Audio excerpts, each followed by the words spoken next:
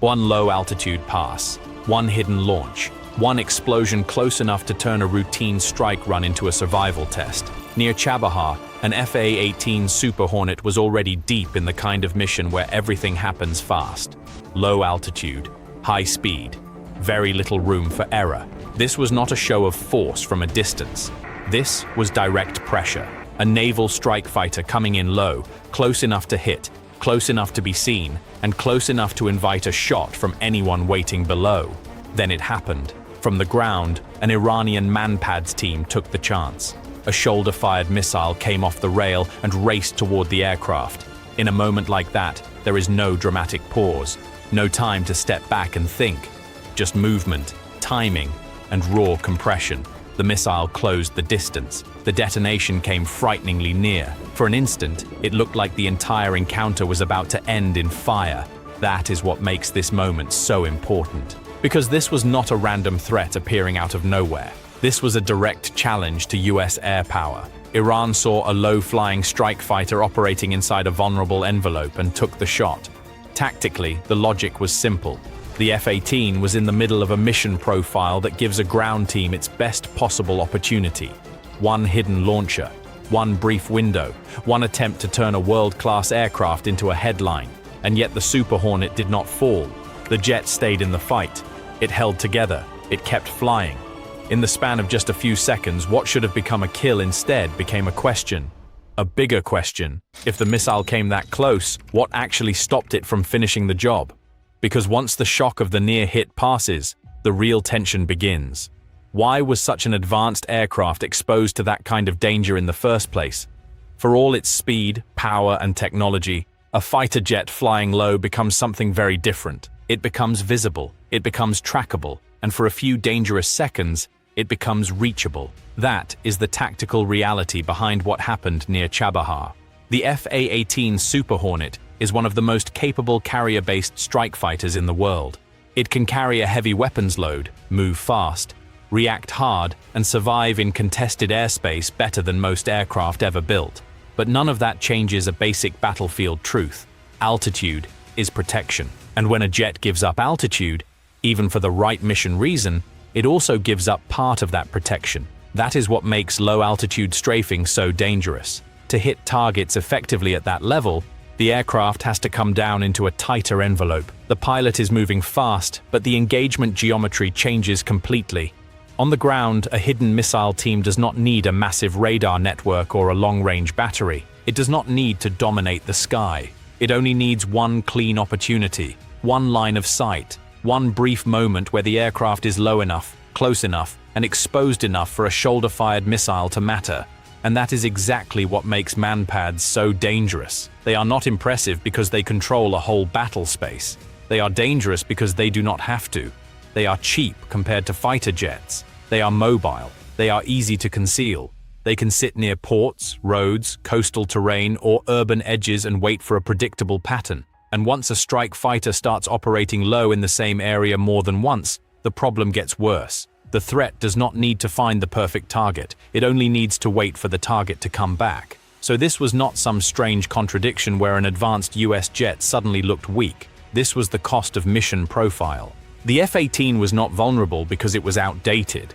It was vulnerable because the job required it to enter the kind of airspace where even a hidden ground team can create a deadly problem in seconds. That is the part many people miss. Air superiority does not erase all danger. It reduces it. It manages it. But when an aircraft comes down low, the fight changes. And once you understand that, the next question becomes even more important. If the missile had the perfect kind of opportunity, what stopped the kill from happening?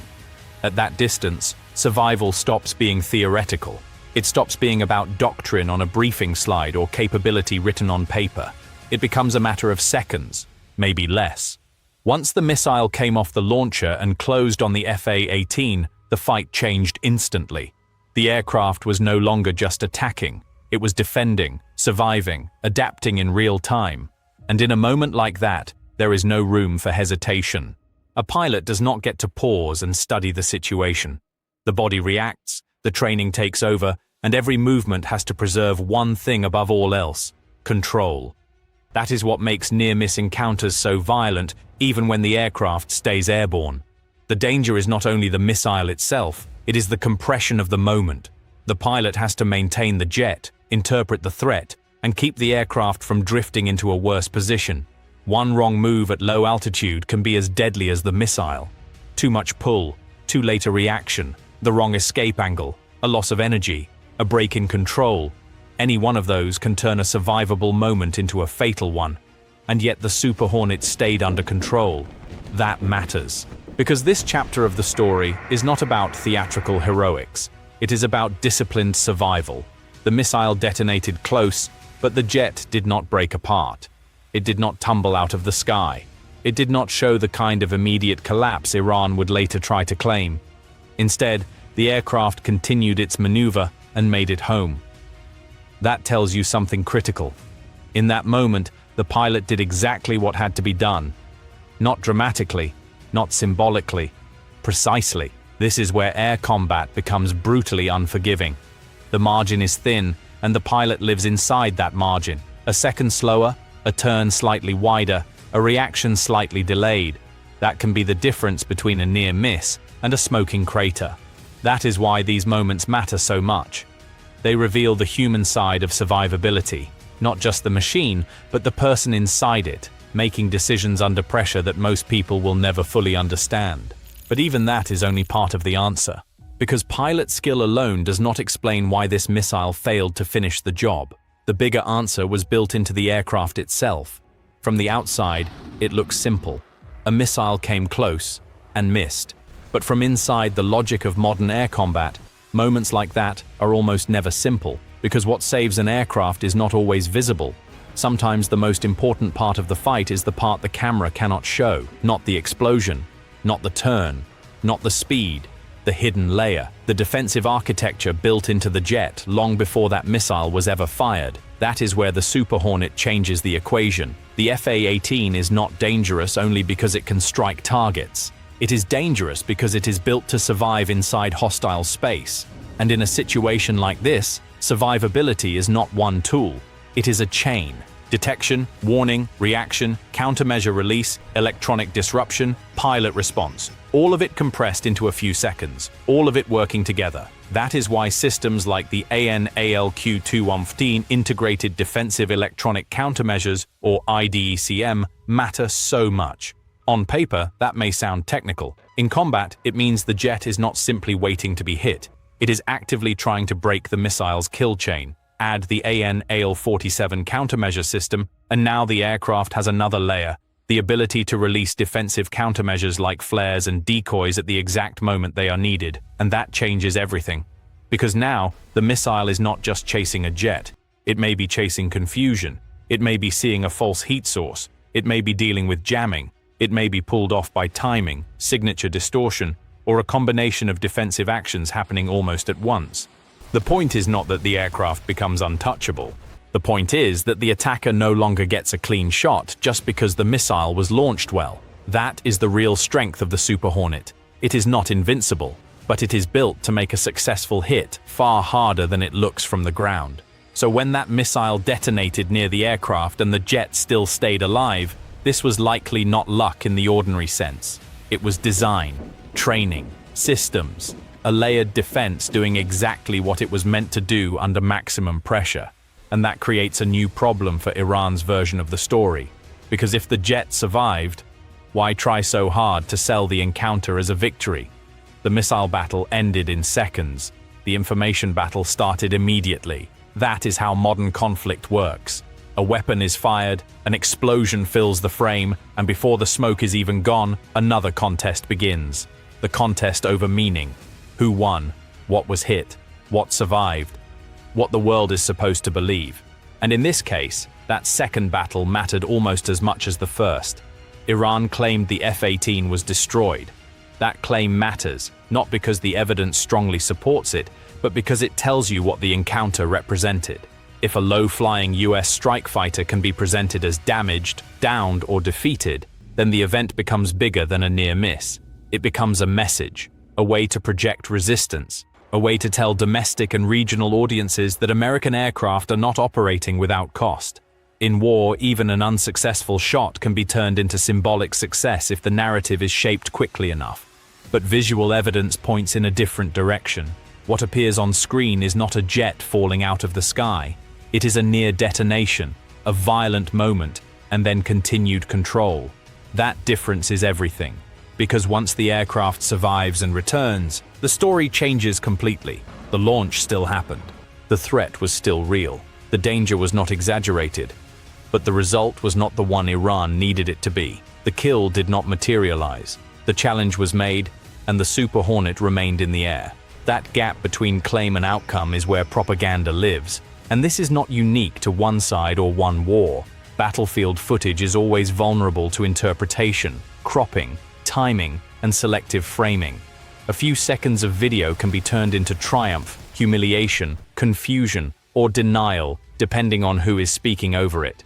That is why modern warfare is never fought only in airspace, at sea, or on the ground. It is also fought in public perception, in headlines, in state media, in social media clips that travel faster than careful analysis ever can. So the real question is no longer just whether the missile nearly hit.